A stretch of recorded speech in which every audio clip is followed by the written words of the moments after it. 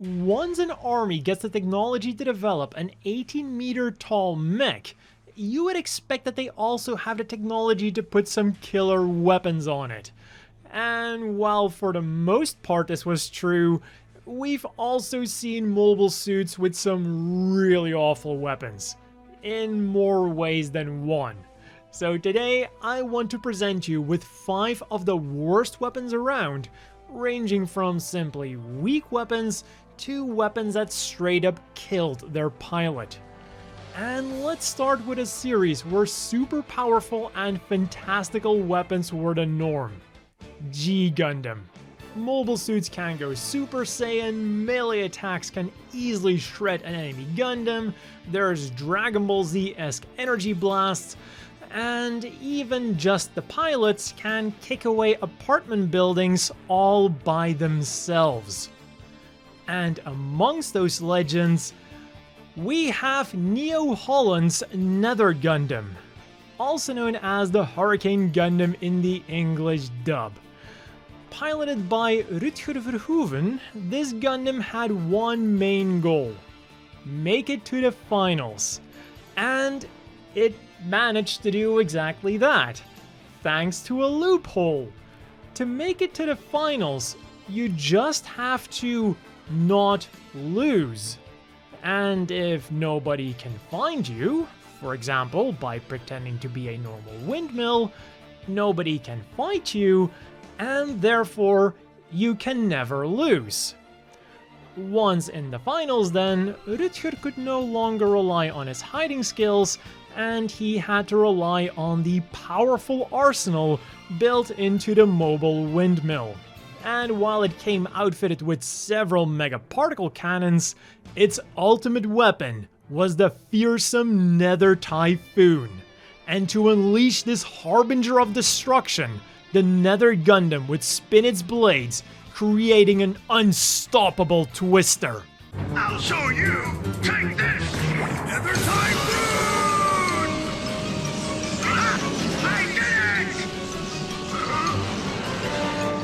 Bruh. Maybe if it blows hard enough, it can give the enemy mobile suit a cold. Dus helaas pindakaas werd de Nether Gundam na de eerste ronde al uitgeknikkerd. And now that I've got your attention with that weird language of mine, I'd like to introduce you to today's sponsor, Babbel, a language learning app that teaches you how to speak, read, and listen in new languages. Whether you want to become fluent, pick up the basics for your next vacation, or you just want to impress your friends, Babbel offers you the tools to start speaking a new language in just 3 weeks. Or you can use it to brush up on a language that you once learned in school a long time ago. The lessons are designed by real language teachers and are also made to teach you real-world conversations like travel, business, relationships, or simply going to a store. And on top of that, Babbel offers 2 free live classes with your subscription, and if for some reason you're not happy with the program, they have a 20-day money-back guarantee. And by using my link down below, you can get up to 60% off, depending on the subscription you go for, and you'll also be supporting the channel.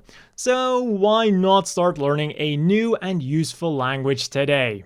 Of doe het een keer zot en leert Nederlands. Or if you want to be really crazy, you can try using any of the Genoace's original weaponry. It uses a beam spray gun that is about as effective as a super soaker on a hot summer day. And then if this bucket of bolts somehow managed to get close to the enemy, it has the fearsome heat stick.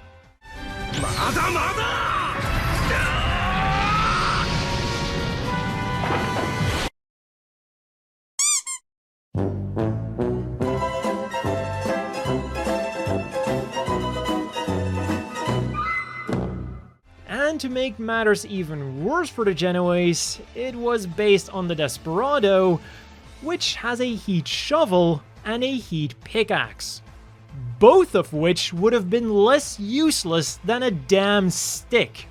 It's a good thing that the shield is vaguely shaped like a coffin. Marginally more effective then was the Gundam Hammer, a weapon that is often described as a flail, but is actually a mobile suit-sized version of the Chinese meteor hammer.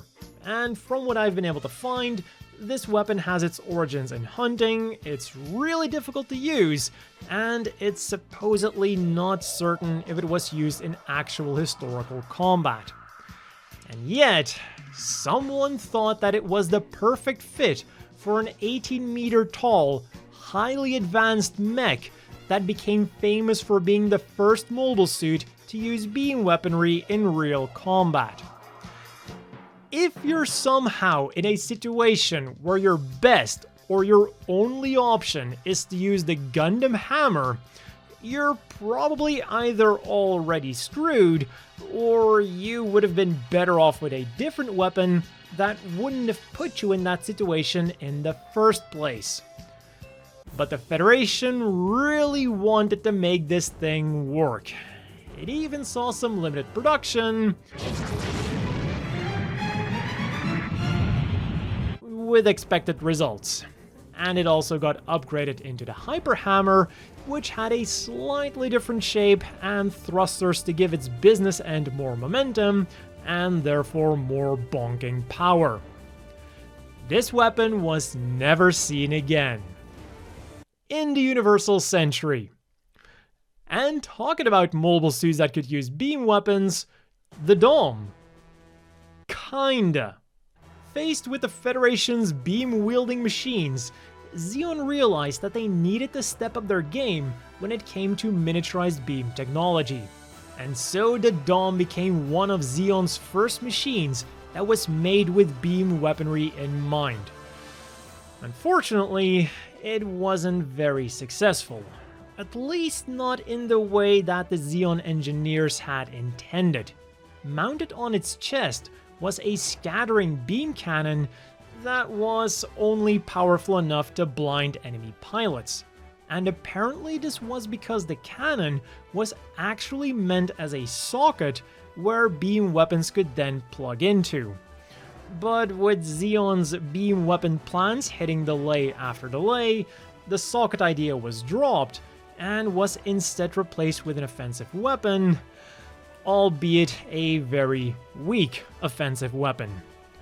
But to give credit where credit is due, being able to blind and disorient enemies was actually very useful in its own way, and Dom pilots would soon also find yet another use for this cannon. In close-range combat, it was able to stop beam sabers and then creating an opening for a counterattack. So while the scattering beam cannon might have been the weakest, kinda worst beam weapon in terms of raw power, it actually ended up being a very useful feature for the hulking Doms. And before we go on to the final entry of this list, I want to give an honorable mention to the Unicorn's beam rifle, the Beam Magnum. Now, hear me out. The Beam Magnum was an extremely powerful weapon. Terrifyingly powerful, actually, for a handheld weapon by a mobile suit.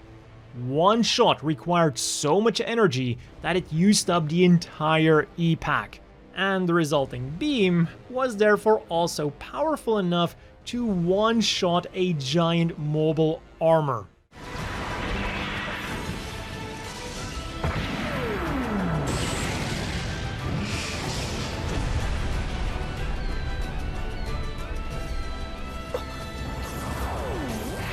And it's exactly this power where the problem lies. In its path, the beam would emit stray particles that themselves were also still powerful enough to destroy mobile suits, meaning that every shot had a very wide killing radius, making it a very precarious weapon on a massive battlefield where friend and foe alike were all over the place. And another side effect of this immense power was that only the Unicorn series of mobile suits could handle it. So for other mobile suits, each shot would literally cost you an arm and an E-Pack. And at that point, why not just change to a slightly less overpowered weapon? Banagher. But at least this weapon didn't kill its user. Enter the Gundam Unit 4 and its Mega Beam Launcher. Basically, Unit 4, alongside with its sister unit, Unit 5, were advanced versions of the RX-78-2. Their main bodies were almost the same, but the big difference lay in their main weapon. Unit 5 had a less powerful generator and cooling systems because it was meant to test out a new giant Gatling gun. Meanwhile, Unit 4 was designed to test out the Mega Beam Launcher. And this is where it all went wrong. Despite having a stronger generator, it still wasn't enough for this experimental weapon, and it required an external battery pack. A battery pack that unfortunately wasn't quite ready for the job. The Mega Beam Launcher would only be used one time, causing the battery pack to become unstable and explode, crippling the Gundam and killing its pilot. Although, in an alternate timeline, Unit 5 was able to rip off the battery pack before it exploded and save his doomed ally.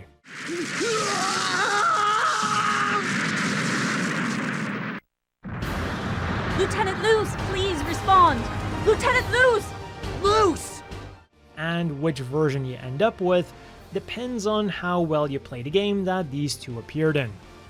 But this unfortunately wouldn't be the only time an incident like this happened, because almost 6 years later, something eerily similar would happen to Karl Matsubara during the testing of the Bigwig, an energy-hungry long-range beam cannon that used a Hyzak as a base, a mobile suit that had an infamously weak tolerance to beam weaponry. So what could possibly go wrong? And for the full story, you can check out my dedicated video on the test, which I'll have linked on screen and down below. And those were 5 of some of the weakest and worst Gundam weapons I could think of. Although, one of them did have a silver lining. But let me know down below which other weapons you think would classify for this title, because I already know that I'm going to be making a second part to this video, and I also already know that it will be featuring everyone's favorite pea shooter from Gundam Wing. So, nandike merci to Babbel for sponsoring this video, another big thanks to the Patreon supporters. I hope everyone watching has a great day, and I'll see you all next time.